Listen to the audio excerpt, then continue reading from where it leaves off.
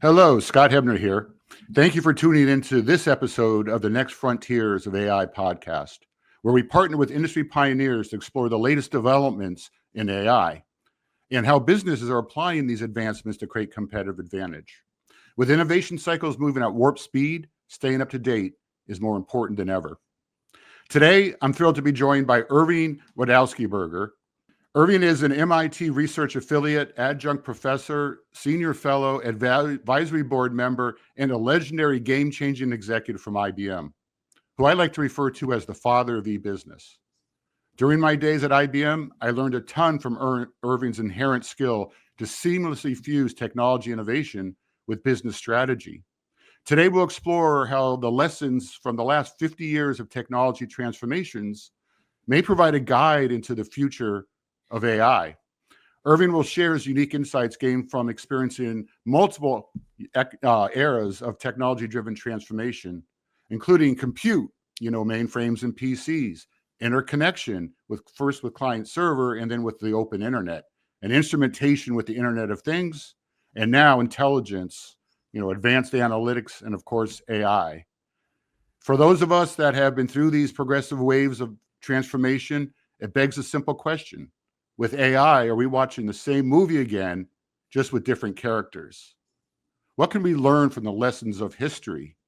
So with that, let me bring up Irving. Hello, Scott. It's a pleasure being with you here. Hey, thank you very much. I really appreciate you taking the time.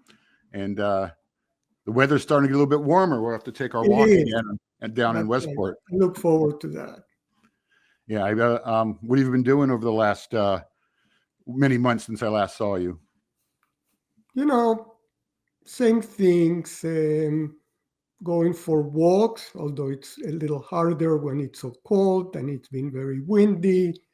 Reading a lot about AI and writing about it in my blog, trying to wrap my head around Agentic AI, which is sort of the hottest new thing.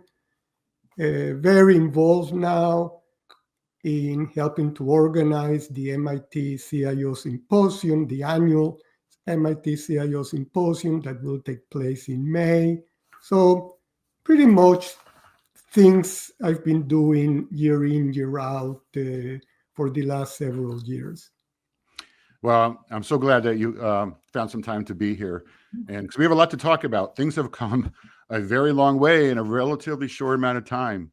What used to be like the big wow is now just duh, right? Just it's what people expect. My kids, I don't think appreciate what it was like, let's say 25 years ago, yes, when the internet was just coming on the scene here. And and we had no smartphones.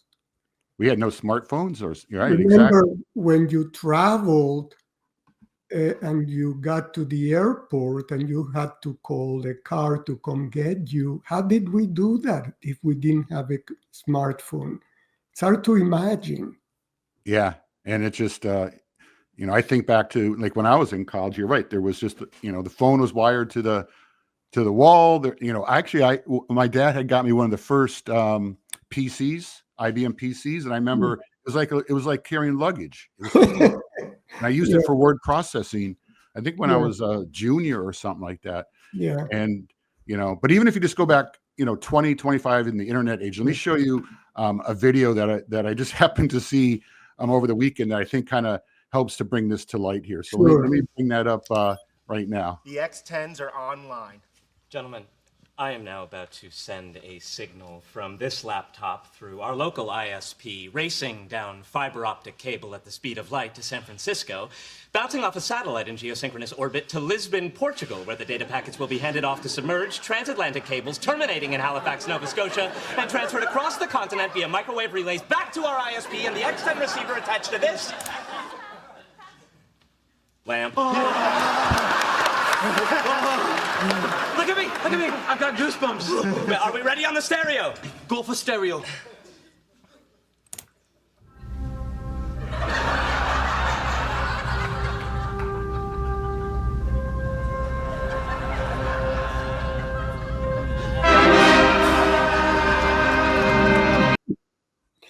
That's very cute. And So- actually, there was a conference in 1995, and I was working with some people at Argonne National Lab and so on. And as in the conference, we were trying to do experiments about being in touch with people in San Francisco, where the conference was, and in Chicago over the internet.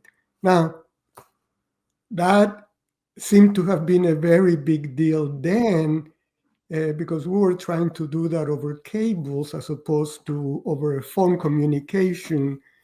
So that we take for granted now. Other things we shouldn't take for granted yet, but that we do. Right. Now, when you're on vacation somewhere and you want to turn your lights on at home, in the early evenings, it looks like you're home. You can do it, and it is quite amazing. And actually, that I looked up, that episode ran on March 19th, 2005. So, Mhm. and I think the internet stuff started 10 years earlier than that.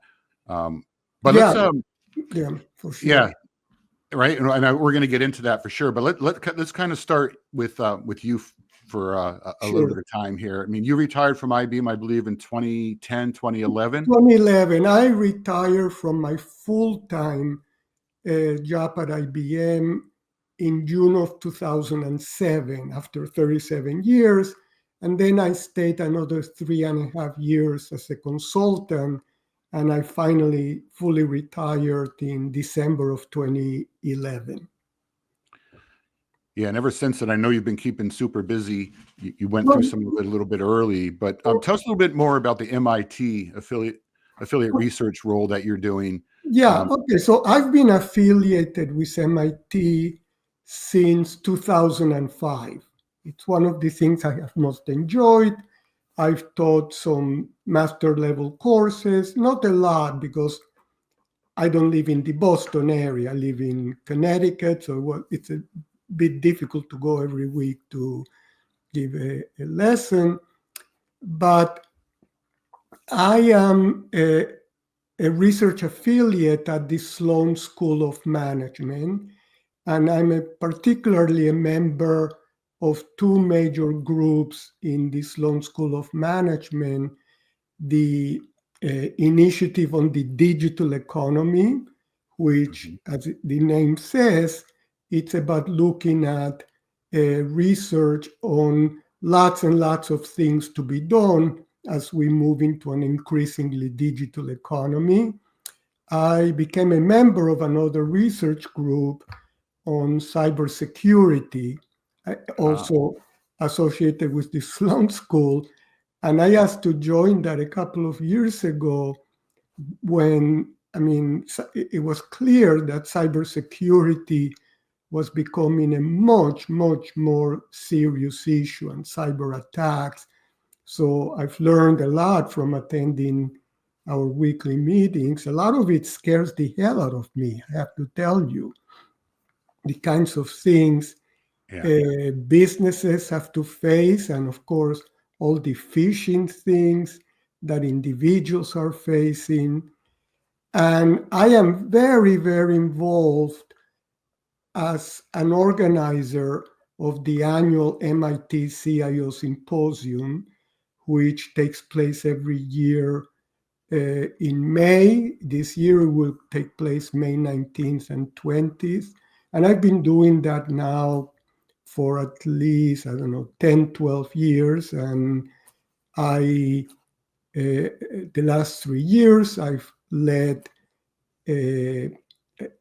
I've been the moderator of a panel.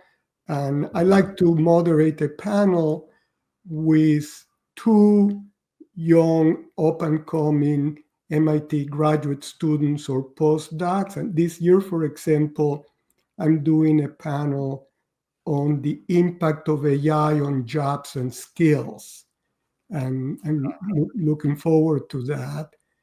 And a number of activities of that nature. I'm a mentor in one of the classes in the Sloan School called an Analytics Lab, where students are given a problem that a company actually has. Companies contribute a problem they want the students to analyze, and they contribute data to help them analyze the problem. And then throughout the semester, that's the key project that groups of students are doing, and a mentor is assigned to each group, and I work with the students. So, so it's a combination. Working with students is the nicest thing. Yeah, I remember when we were taking a walk with my son Jackson, you were talking about. That's why I was so excited that he was about to go to Oxford. Yeah, and it wasn't lost on me, the conversation about you having to mentor them on business impact and business context, and it's not just about the technology. And it sounds like a really rewarding thing to do to work. It is rewarding, and let's say in these groups, most of the time they have to be admitted to the class, and for the most part, their analytic skills are very strong. They've all learned Python. They know the latest analytic kinds of things. Stuff, by the way, that they know that far better than me, because I haven't, I got my PhD in the 1960s in physics, doing eigenvalue problems and partial differential equations. So my math is a little bit behind the new math. But the thing where I could be most helpful is, it's not enough to do the technology. You have to then explain the implications of your analysis to a group of people who may not know your technology, and actually they don't care. What they really care about is, what does that mean to the business? Why should I do differently based on the technologies you're showing me? And that's where I can be most helpful to the students. Yeah, that's what I remember when we were taking the walk. It was like you and Jackson were talking Chinese or something like that with all the math stuff. But I kind of followed it a little bit. But anyhow, so having spent so much time in this industry, and in particularly all those years at IBM, you've been through a lot of technology transformations that have reshaped the business landscape. Of all those, what do you think had the biggest impact on change in business? The business landscape. What's so interesting about my career is that the different technologies I've been involved have been quite interrelated, in the sense that one led to the next. Now, I was lucky enough that the summer before I started college at the University of Chicago, I was able to get a job in the brand new computation center that was being organized by a professor of physics and chemistry, one of the top computational physicists in the world.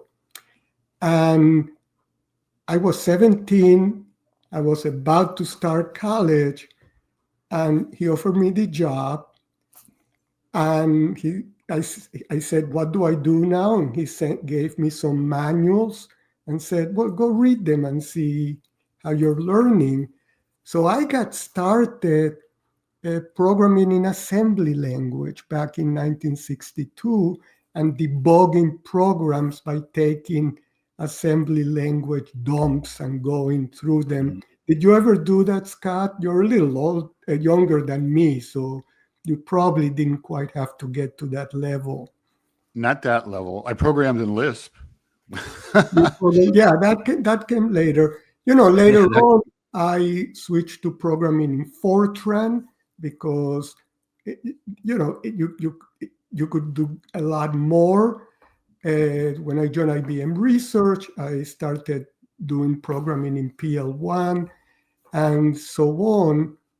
And I would say among some of the projects that I was very involved, and actually later on I switched from being in the research divisions to more being in the product divisions.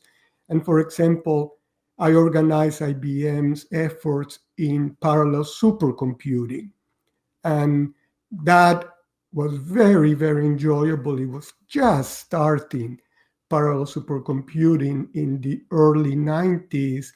And that parallel supercomputing continues to be incredibly important, first as internet servers, but in AI, all of the data analysis and all of the training of algorithms and on requires gigantically powerful parallel supercomputers. So I was involved in that. Then you and I worked together in the internet division when IBM made the decision to start a new internet division and embrace the internet. And then the best decision we made is to focus our internet strategy in what we call e-business, which meant leverage the internet for business value. And the reason I think it was such a good strategy, again, there was a lot of new technology around the internet. Of course, TCP/IP protocols, HTML, HTTP, etc., the new email protocol, new transaction kinds of algorithms to make sure that when you were paying with a credit card, it was all done very safely. E-commerce wouldn't have taken off if people didn't feel safe using their credit cards. But what we did best is that, for the most part, the customer, remember, IBM customers were business customers. Right. They assumed we knew the technology was going to work. We were using, we had already embraced the standards of the internet. They wanted to know, what is this good for? What should I do with this? And what we did was, instead of picking the most complicated examples we could pick, I still remember one of the first examples we picked was to work with UPS, so that if you wanted to know where your package was, instead of having to call a UPS operator with an 800 number, and then he or she would enter the ID of your package into a terminal connected to the mainframe where they had all the data, we work with them to develop a browser application that then connected to a web server, and the web server then tricked the mainframe and say, oh, here is a request from a terminal. Obviously, it wasn't talking to it. And the mainframe could care less. It got a request, it gave it back to the web server, which then translated it and gave it back to the browser. That sounds trivial, doesn't it? But it was so easy to understand. It really, people loved it because now they could find out where their package was anytime they wanted to, and they didn't have to see if the operator was busy or not. A lesson there is, especially in the early days of a new technology, don't pick the most complicated applications you can imagine. Pick the simplest that you can explain to the customer in a short elevator ride and explain how it works. And because it's simple, then you can get it done. Now, later on, we did more complicated things. We worked with LL Bean. LL Bean, as I don't know if you remember, in the 90s, they had a catalog business. They would mail you catalogs, and you look at the catalogs, and once more, you had to call somebody on an 800 number and order from the catalog, and then they would have it shipped to you. Well, we work with them. Number one, create an online catalog. Created the online catalog. So now you no longer have to work with the operator. And because it was online, you can see this stuff. You can see the pictures on the browser of what you were ordering, and you finished. And then we integrated the credit card application so that they could pay for it. We made sure it was all done in the safest way possible at the time. And I don't need to tell you, e-commerce took off. I mean, things taking off. So it was very nice to be able to be at the beginning.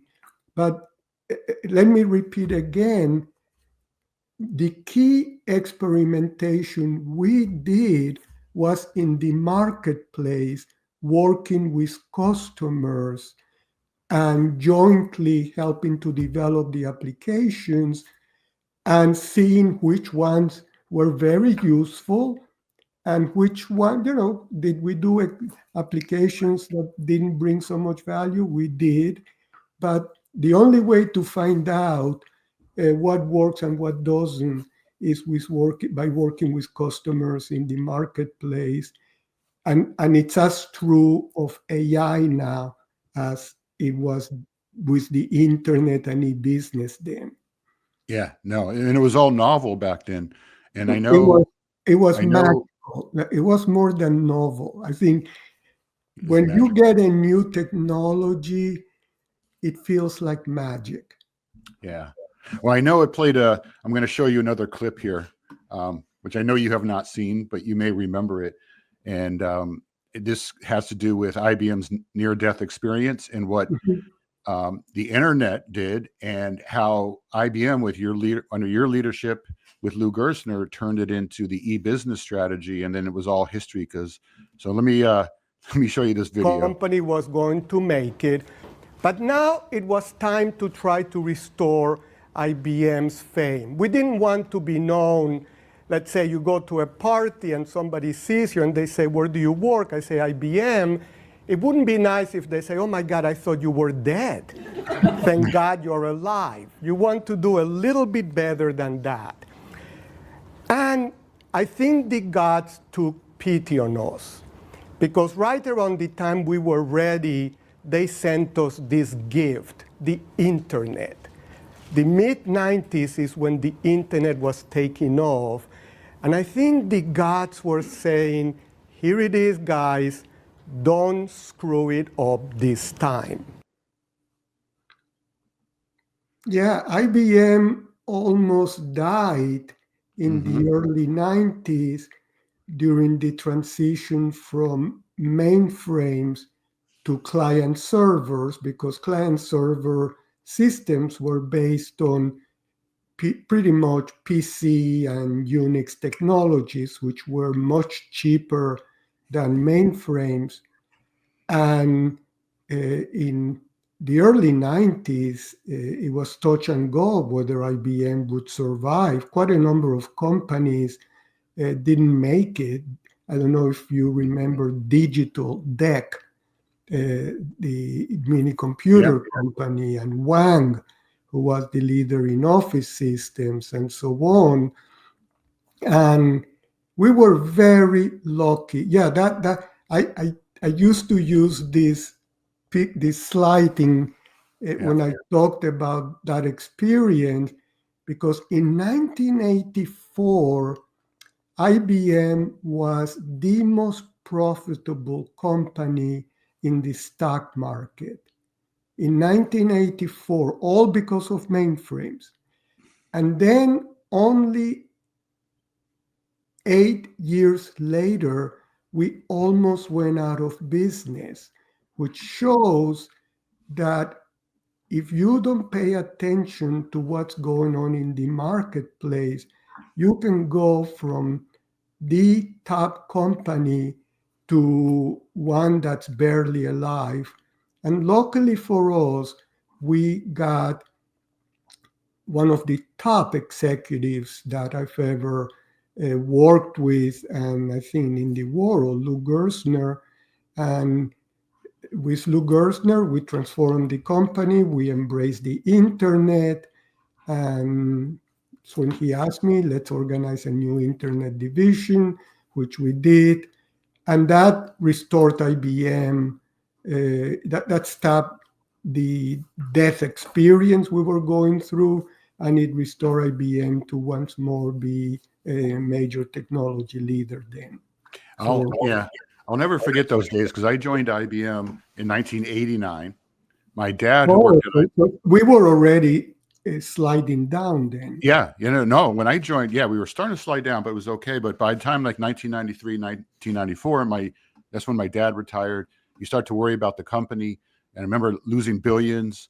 And like you said, and I think you've made the point many times ever since, is that there's nothing like a near-death experience to just shake things up, right? And I'll never forget that journey, because I was in we had the software group coming online, we had services, and we had the overriding e-business strategy. And in my 34 years at IBM, I have never seen more of a one IBM, we win or lose together, do or die, and everyone, no one was confused about what IBM was about. No. And it's I not like I give Lou Gerstner huge credit because it was his leadership that he made sure no one was confused. This is what we're going to do. Not everybody liked it. For example, IBM had its own proprietary network architecture, system network architecture. Do you remember? Yeah, SAA, Systems Application Architecture. Yeah, LU 6.2 and all that. And the people who were leading the networking division didn't want to change. And they said, well, the internet is for supercomputing and for technical computing world. And we had to force it down their throat. I could never have done it if it hadn't been for Lou saying, this is what we're going to do. And we did it. And I remember Irving the Shockwaves when he went out, he was at a financial analyst session or something, and he's like, the internet's not about browsing, it's about business. And it was such I just remember the negative press about it, and he turned out to be right. Absolutely.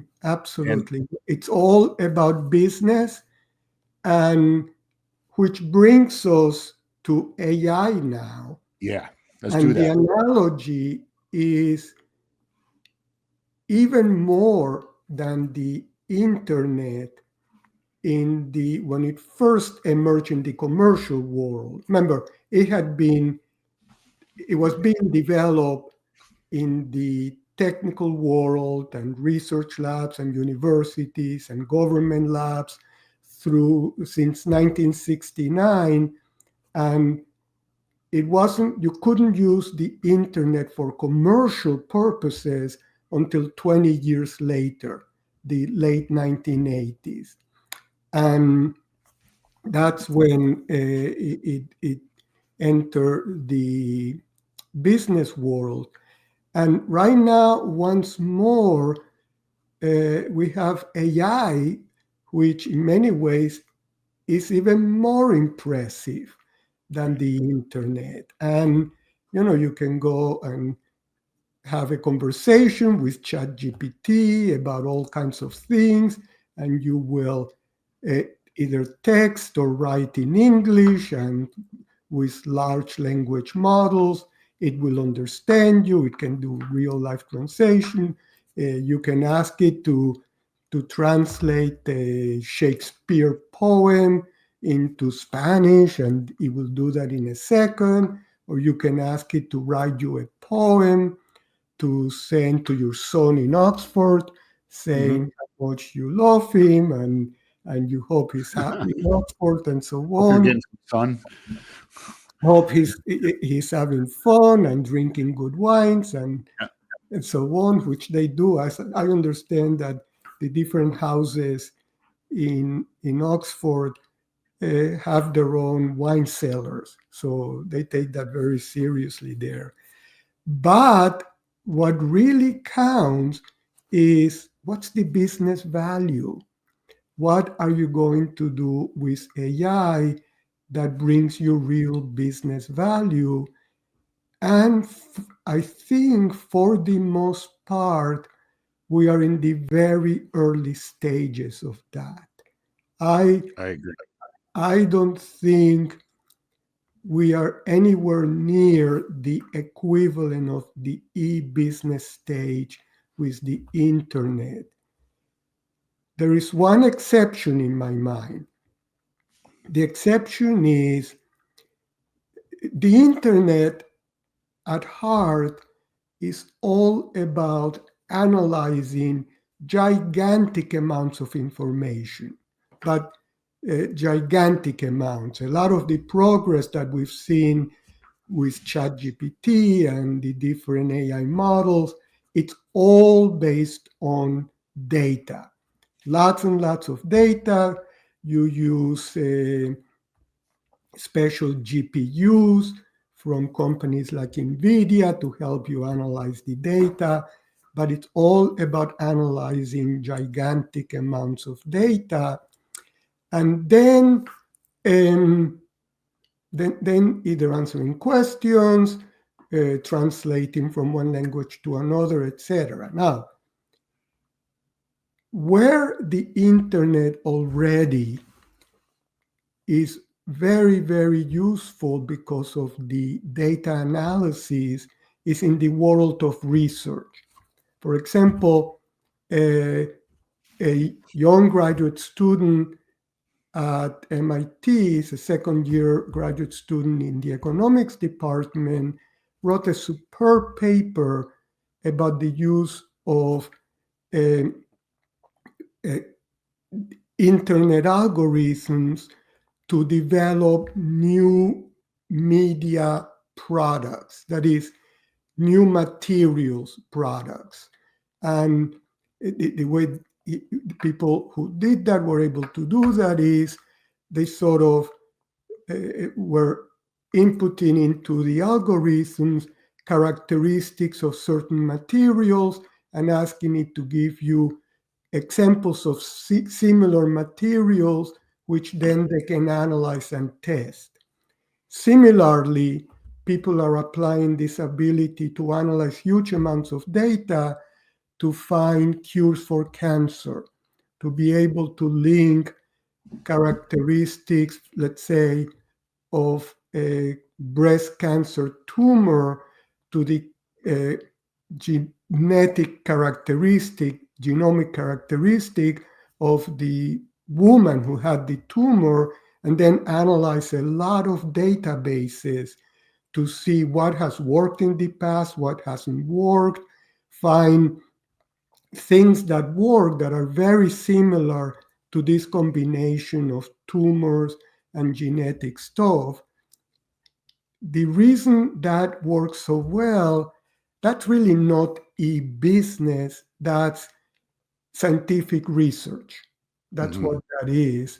And we've been doing this kind of supercomputing-based scientific research for decades, maybe longer, but especially using very powerful parallel supercomputers.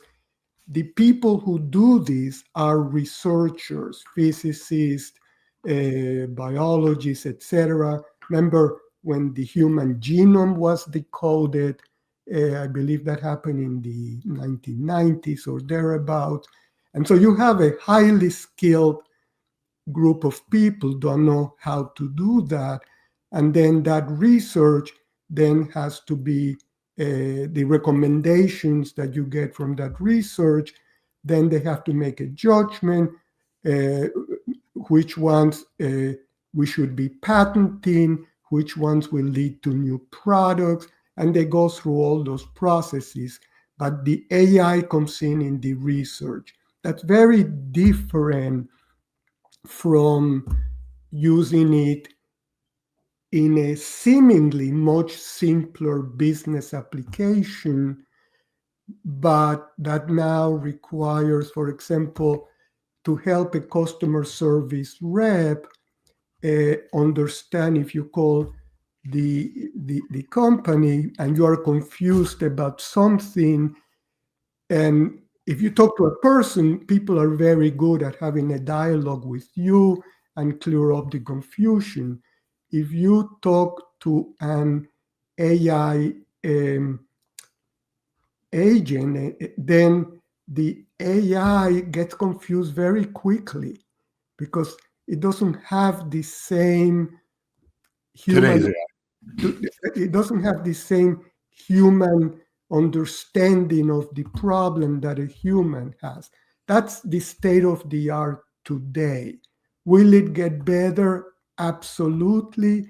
When will it get better? It's too early to tell. That's my Well, feeling.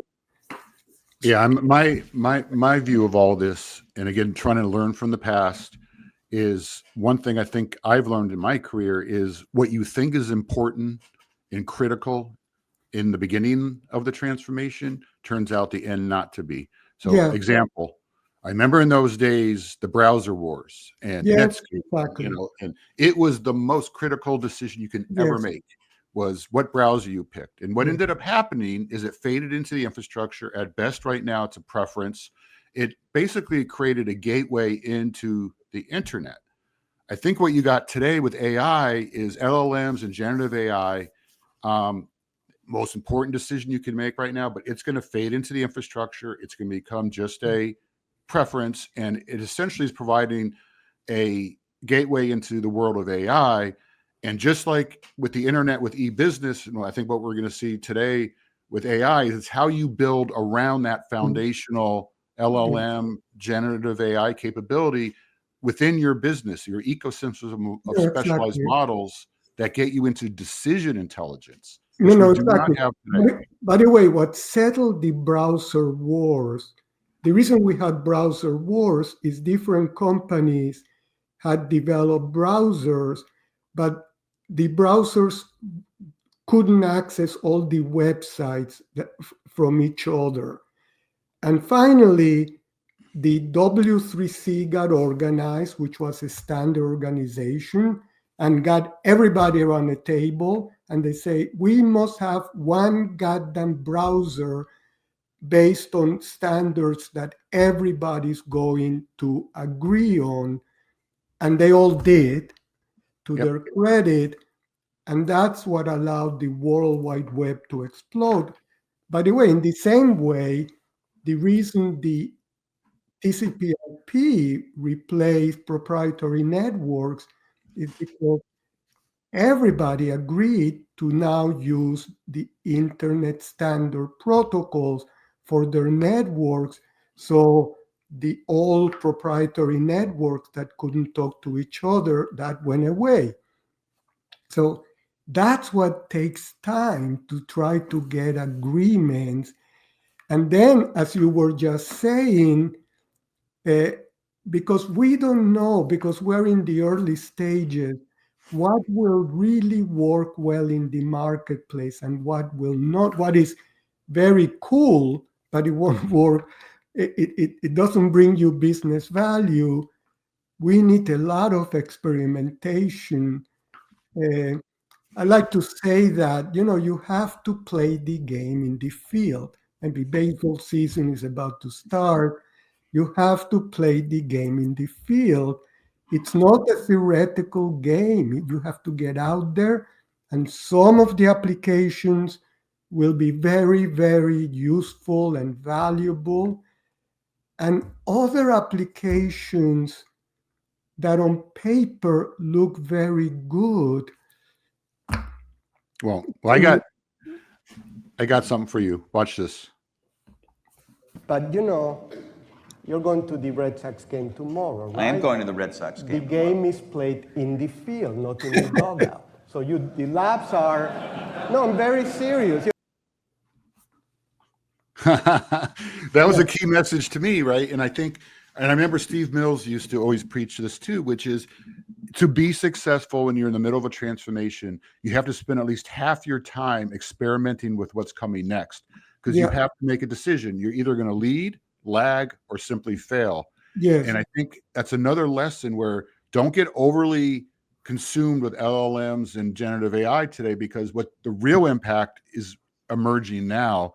And yes, you have to standardize that and you have to build it into your infrastructure, but you can't not be experimenting You with have what is to. coming next, right? Yeah. Otherwise, But just as an example,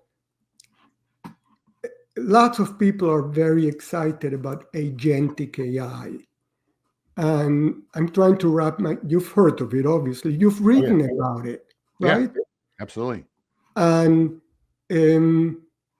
there are, I mean, when you read it on paper, it sounds magical. It sounds like, oh my God, you can develop this AI module that will automatically do what you want. And I mean, what's not to like about something that does what you want, and it's a collaborator for you.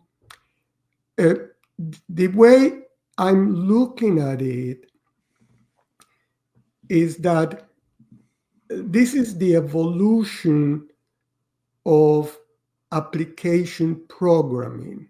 Now, when I say the evolution of application programming, remember we started our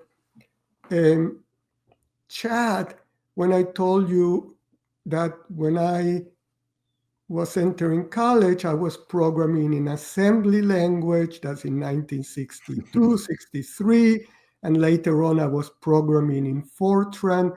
That's a long time ago. Here we are, I don't know, 70 years later, and programming has gone higher and higher and higher and higher and higher. And it makes it easier, and you can get more tools, more abstractions, and things like that.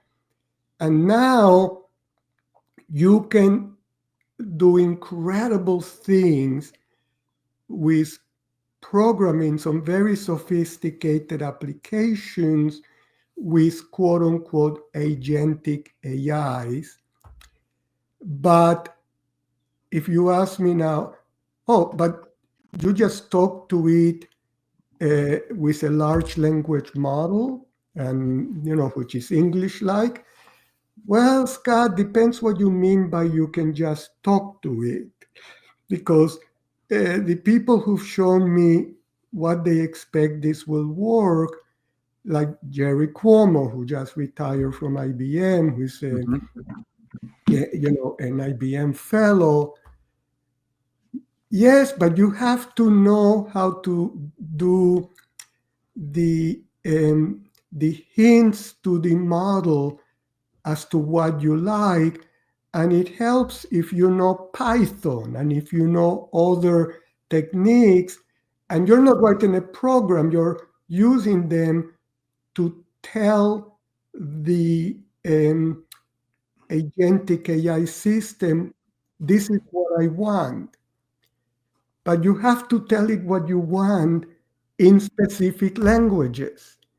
And if you don't have that kind of experience, if you just start talking like you and I are talking, expecting the agentic AI to translate what we're saying into a program that will do incredible stuff, boy, you don't know what you're talking about. Well, what's going on out there today is you're right, and everyone's saying that these agents are going to be able to make decisions. They're going to be goal oriented versus just prompt oriented. But who's telling them the goals? The humans have to explain the goals in ways the poor AI system understands.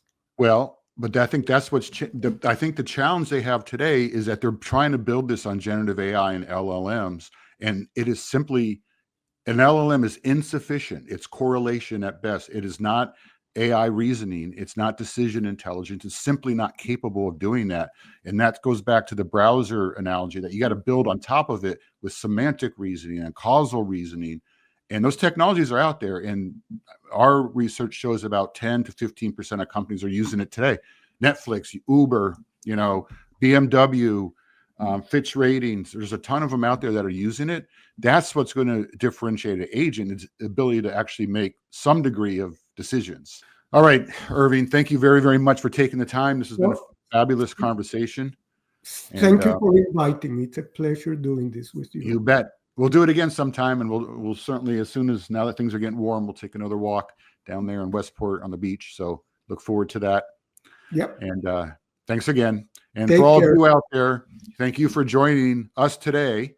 Really appreciate you being here on the Next Frontiers of AI podcast.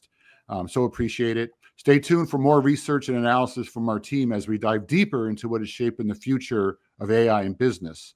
Visit us at thecuberesearch.com and siliconangle.com to stay connected to and get access to all the AI research and podcasts from across the team. We are the leader in tech news and analysis. Bye for now.